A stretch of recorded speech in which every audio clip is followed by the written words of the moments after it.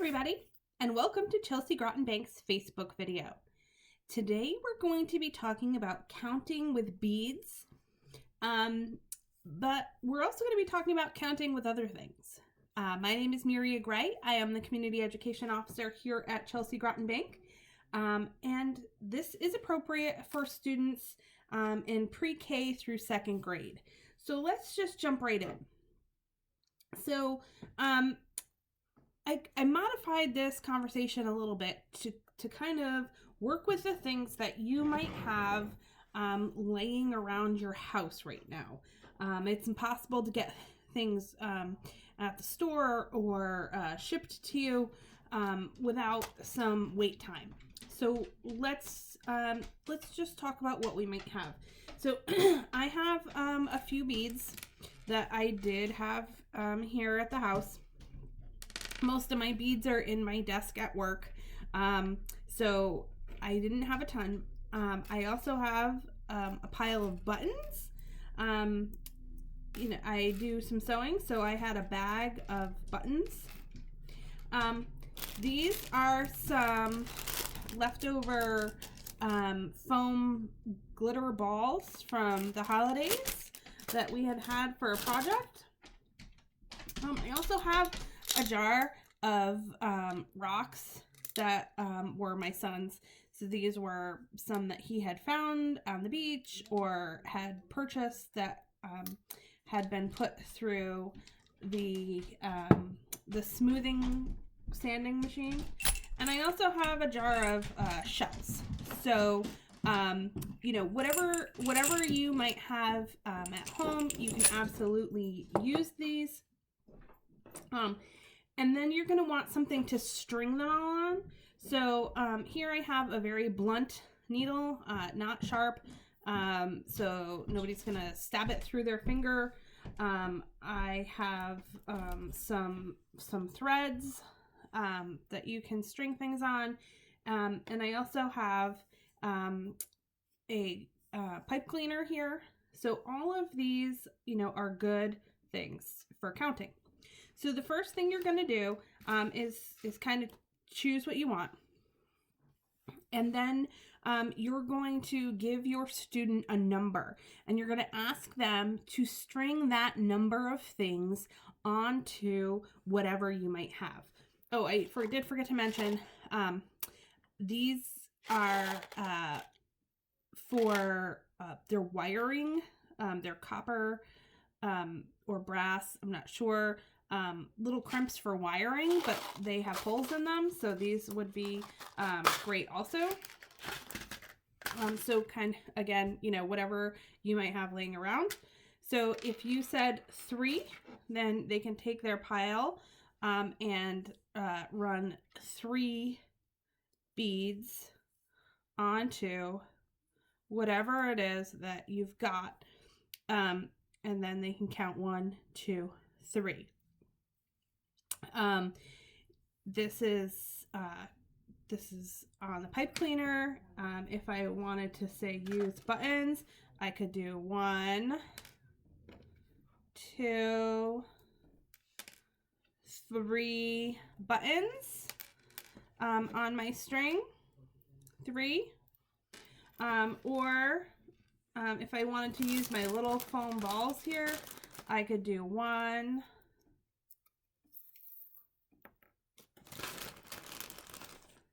2, 3. And then there we go. So we've got 3 things strung together. This is a great activity for younger students. If you have a little bit of an older student, you could say, so you have 3, right? So you have 3 green balls on this string, and then we put 2 red balls. 1, 2. How many do we have now? So you can say 1, 2, 3, 4, 5, and you've done an introduction to addition. 3 plus 2 is 5. These are separated out by color, which is a really great way to show 3 plus 2.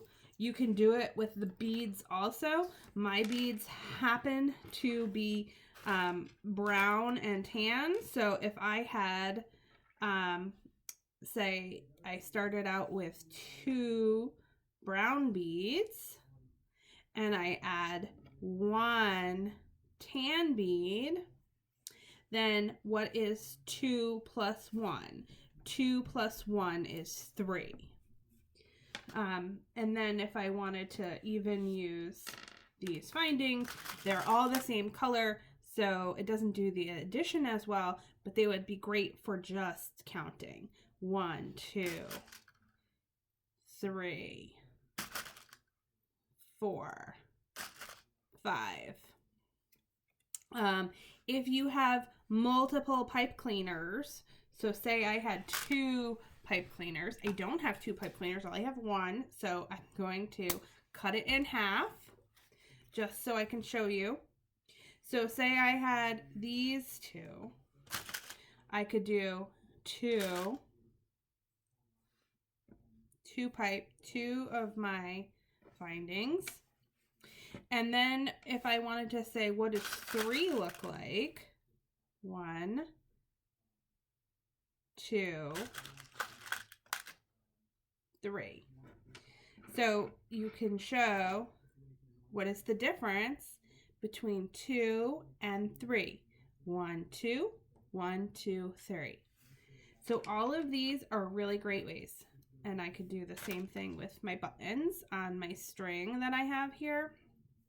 I'm going to go ahead and tie my string just so that around my buttons, so that when I put other buttons on, they don't fall off the end. This is great for counting. If you wanted to say how many buttons could fit on this string. So I have 1, 2, 3, 4, 5, and so forth. My buttons are going to take up, not very much room on this string. So I won't keep going because we'll have 50 buttons on the string. But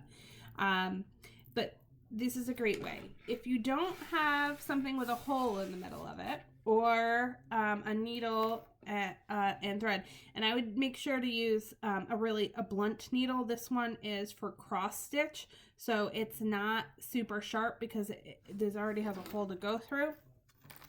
All you need is something that is interesting for them to follow along with. You can have them put them by color or numbers, but show me 2, 1, 2. Show me 3, 1, 2, 3. Show me 4, 1, 2, 3, 4. So it really works with anything that you might want to do it with, and with whatever you might have laying around your house.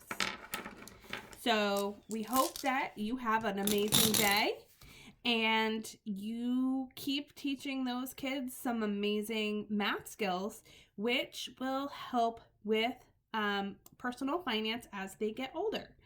Have a great day, and we'll see you tomorrow. Bye-bye.